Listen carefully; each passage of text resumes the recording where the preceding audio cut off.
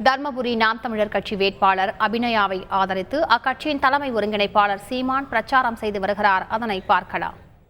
பாரதிய ஜனதா ஆட்சி ஒரு அரையங்கள வளர்ச்சி. பாரதிய ஜனதா தமிழர் நாட்டுக்கு எதுக்கு என்ற கேள்வியை யாராவது நீங்கள் கேட்டு பாருங்கள். உங்கள் மொழிக்காக நிற்பார்களா? உங்கள் உரிமைக்கு எதற்காவது நிற்பார்களா? காவிரி நதிநீர் உரிமைக்கு காங்கிரஸ் ஒரு சொட்டு தண்ணீர் தர முடியாது என்கிறது. ஒரு சொட்டு. கர்நாடகாவில் ஆளுகிற காங்கிரஸ் கட்சி, அந்த கட்சியின் வெற்றிக்கு பாடுபட்டவர்கள் ஐயா ஸ்டாலின் அவர்கள். ஒரு சொட்டு தண்ணி தர முடியாது, நான் மேகதாதியிலே அணை கட்டப் போகிறேன் என்கிறது. இங்க இருக்கிற காங்கிரஸ் கட்சிக்காரர்களின் கருத்து என்ன? நம் வீட்டுக்கு ஓட்டு கட்டு வருகிறவருடைய நிலைப்பாடு என்ன? பாரதிய ஜனதா கட்சியின் கருத்து என்ன? காவிரி நதிநீரில் எனக்கு உரிய நதிநீரை உரிமையை பெற்றுத் தருவதில் உங்களுடைய நிலைப்பாடு, உங்களுடைய கருத்து என்ன? ஒன்றுமில்லை. தவிச்ச வாய்க்கு தண்ணி வாங்கி தராத உங்களுக்கு என்னுடைய வாக்கு எதற்கு என்ற கேள்வியை ஒவ்வொரு தமிழ் மக்களும் எழுப்ப வேண்டும். நீங்கள் திரும்ப திரும்ப அவர்களுக்கான வாக்கை செலுத்தி வலிமையை கொடுத்து கொண்டிருந்தால் உங்கள் உரிமை எப்படி மீட்கப்படும், காக்கப்படும், பாதுகாக்கப்படும்? எப்படி பெறுவீர்கள்?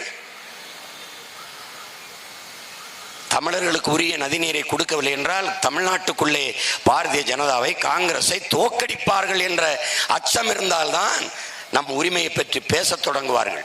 இன்றைக்கு கச்சத்தீவை பற்றி ஏன் பேசுகிறார்கள்? திரும்ப திரும்ப சீமானும் அவன் பிள்ளைகளும் கச்சத்தீவு கச்சத்தீவு என்று பேசுகிறார்கள். அதை திருப்பி எடுக்க சொல்கிறார்கள். அது ஒரு தாக்கத்தை மக்களிடத்திலே ஏற்படுத்துகிறது. அதனால் நமக்கு வாக்கு பாதிக்கப்படும் என்பதாலே கச்சத்தீவை நாங்கள் வந்தால் மீட்போம் என்கிறார்கள். புதிதாக வரப்போகிறீர்களா? ஏற்கனவே ஐயா வாஜ்பாய் ஆட்சி காலம் 5 ஆண்டு, ஐயா மோடி அவர்கள் தொடர்ச்சியாக 10 ஆண்டு. அப்போலாம் கச்சத்தீவை மீட்காமல் என்ன பண்ணி கொண்டிருந்தீர்கள் என்றால் பதில் எங்கே இருக்கிறது? இல்லை.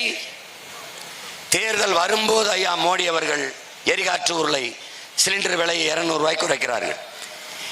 இதைத்தான் நாங்கள் என்ன சொல்கிறோம்? கட்சி அரசியல், தேர்தல் அரசியல், மக்கள் அரசியல் இல்லை என்கிறோம். மக்களுக்கான அரசியல் எங்கே இருக்கிறது? மக்களுக்கான அரசியல் என்றால் ஏன் கடந்த ஓராண்டுக்கு முன்பு இந்த 200 ரூபாயை குறைக்க கூடாதா? தேர்தல் அடுத்த மாதம் வரும்போது சொல்கிறீர்கள் 200 ரூபாய் குறையுது என்று. அப்ப அந்த 200 ரூபாய் மக்களுக்கு சுமையாக இருந்தது என்பதை நீங்கள் தெரிந்துதானே இருந்திருக்கிறீர்கள். பிறகு எதற்காக அந்த விலையை கூட்டினீர்கள்? இப்போது ஆசிரியர் பெருமக்கள் முன்வைத்த கோரிக்கையை சம வேலை சம சம்பளம் 40,000 ஆசிரியர்கள் தகுதி தேர்வு எழுதி பணி நியமன தேர்வு எழுதி காத்திருக்கிறார்கள். இடைநிலை ஆசிரியர்கள் பணி நிரந்தரத்திற்காக காத்திருக்கிறார்கள். ஆனால் அவர்கள் போராடும் போதெல்லாம் அடக்கி ஒடுக்கி அவர்களை தூக்கி அறையிலே அடைத்து கொடுமைப்படுத்தி சித்திரவதை செஞ்சு இப்ப தேர்தல் நெருங்கும் போது ஆசிரியர்கள் எல்லாம் சீமானுக்கும் நாம் தமிழர் கட்சி பிள்ளைகளுக்கும் வாக்கு செலுத்தி விடுவார்களோ என்ற அச்சத்தில் இப்போது பேசுகிறார் ஐயா ஸ்டாலின் அவர்கள். தர்மபுரி நாம் தமிழர் கட்சி வேட்பாளர் அபிநயாவை ஆதரித்து அக்கட்சியின் தலைமை ஒருங்கிணைப்பாளர் சீமான் பிரச்சாரம் செய்த காட்சிகளை பார்த்தோம். செய்திகளை உடனுக்குடன் தெரிந்து கொள்ள உடனே சப்ஸ்கிரைப் பண்ணுங்க.